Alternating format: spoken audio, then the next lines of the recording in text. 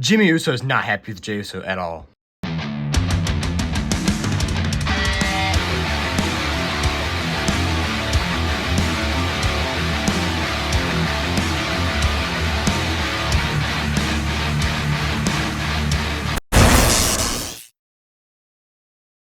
What's up, JW here with you, the weekly set review of Monday Night Raw.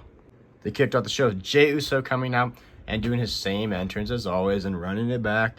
And then he said that, we also had the World Heavyweight Championship in the middle of the ring. He says he has everybody in his ear right now. Everybody's mama's in their ear. Roman Reigns, Big Jim, everybody's in here. He doesn't give a damn what they have to say. He's at Saturday Night's Main Event. He's getting his World Heavyweight Championship back once he defeats CM Punk. CM Punk's music hit, and CM Punk's music comes up. CM Punk comes out and says, "Stop running your mouth. I'm gonna knock your grill out of your mouth at Saturday Night's Main Event. Because I'm the best in the world, blah, blah, blah. You're not good in these situations. I am. I've always trusted myself. You have not." And then Jey Uso said, "I'm done with your stuff. Screw you, CM Punk. It's Saturday Night's Main Event. I'm going to show you who the best in the world is. I'm going to win the World Heavyweight Championship." We all know CM Punk's going to win this. Bro, Jey Uso, you ain't winning it, man. I still think Jey Uso should not have won the Battle Royal. We should have had somebody else like LA Knight or Braun Breaker or AJ Styles, not Jey Uso. Boring Yeet Uso is not it. Then backstage, Jimmy Uso is not happy at all with Jey Uso. He tells him how he thinks Jey would not have won it without Jimmy because Jimmy pretty much saved him and everything. And Jimmy thinks he would have won if it wasn't for Jey eliminating him, screwing him over. If it came down to the two of them, Jimmy thinks Jimmy would have beaten Jey. He's not happy with him at all, so we got more tension between the twin brothers. Speaking of tension, Paul Heyman was pissed at Braun Breaker and Bronson Reed for what they did last week, especially at Braun Breaker, because he was saying you could have gotten us suspended without pay for as long as they wanted to. You acted like an idiot. But ended up setting up a match between Braun Breaker and LA Knight later in the show. So that match between Braun Breaker and LA Knight went up one-on-one. Paul Heyman and Bronson Reed, of course, on ringside. Shenanigans happened trying to distract LA Knight. LA Knight went to the top rope for an elbow drop.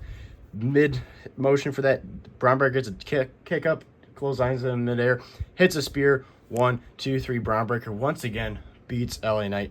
I swear at this point, Triple H is just trying to bury LA Knight. It's a joke. He's always losing. I'm like, I get they're trying to build Braun Breaker, but we keep on having the same match. Braun Breaker just spear 1, 2, 3, spear 1, 2, 3, spear 1, 2, 3.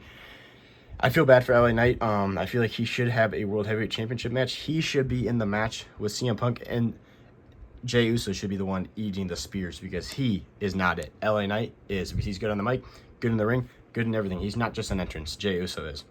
Then for the Intercontinental #1 contender match, we had Penta versus Rusev. This match was going great and everything. They were tearing it down, and then out of nowhere, so randomly, they get attacked by the freaking El Grande Americano goons of El Grande Americano. Probably because Dominic Mysterio was pissed that this match was happening, so he called them to help him out because backstage Adam Pearce was questioning Dominic Mysterio. "Did you do this?" And he was like, "No, I didn't do this." Definitely did.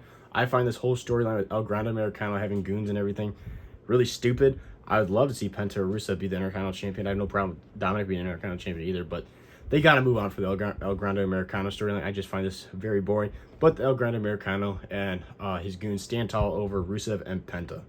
Then Nikki Bella goes one-on-one with Roxanne Perez.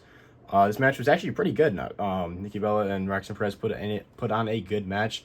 Raquel Rodriguez was on ringside for Roxanne Perez. Kind of distracting Nikki Bella. Roxanne Perez hits a pop rocks to pick up the victory. They jump Nikki Bella. Stephanie Piquer comes out. They stand tall.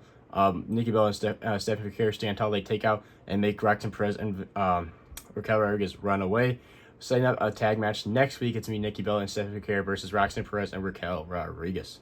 Then it was JD McDonough versus Sheamus in a banger of a match going one-on-one. Sheamus beat the holy hell out of JD McDonough, and JD McDonough picks up the victory with the help of Finn Balor.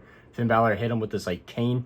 They went up to the top rope, and JD McDonough hit a crazy Spanish fly from the top rope with Sheamus to pick up the victory over Sheamus, which, even though they cheated, it was still pretty awesome seeing that Spanish fly. But JD McDonough gets a big victory against Sheamus on Monday Night Raw, which sets up to backstage them requesting their tag title rematch against the new tag champions AJ Styles and Dragon Lee.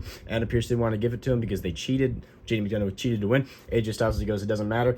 We'll give them the match." So next week it's going to be AJ Styles and Dragon Lee defending their new tag team championships against Finn Balor and JD McDonough.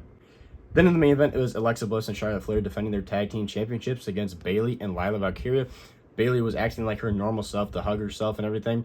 No personality changes. Overall, a really good match. They tore the house down and everything. Bayley making some big saves for Lila Valkyria, almost getting pinned because Alexa Bliss hit the Sister Abigail on her. And last second, Bayley comes in to stop the pin. But Charlotte Flair and Alexa Bliss end up picking up the victory, retaining their tag team championships.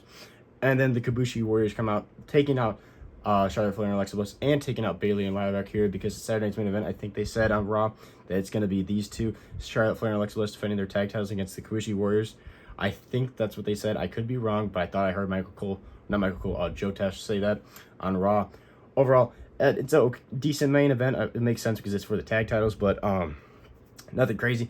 Like, this Monday Night Raw in general is nothing crazy, but overall it's pretty good. I still find it so stupid that Jey Uso is the one facing CM Punk, but hopefully CM Punk wins the world title, because we do not want to see Jey Uso world champ.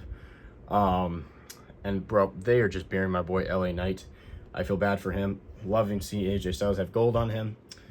The tension between the Usos, I feel like it's just going to set up another match between them, which we all know what happened at WrestleMania 40. That match was ass. The Vision, looking cool. I like it still.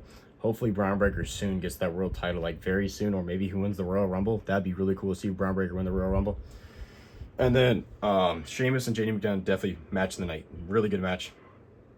And then Nikki Bella and Roxanne Perez put in a pretty good match.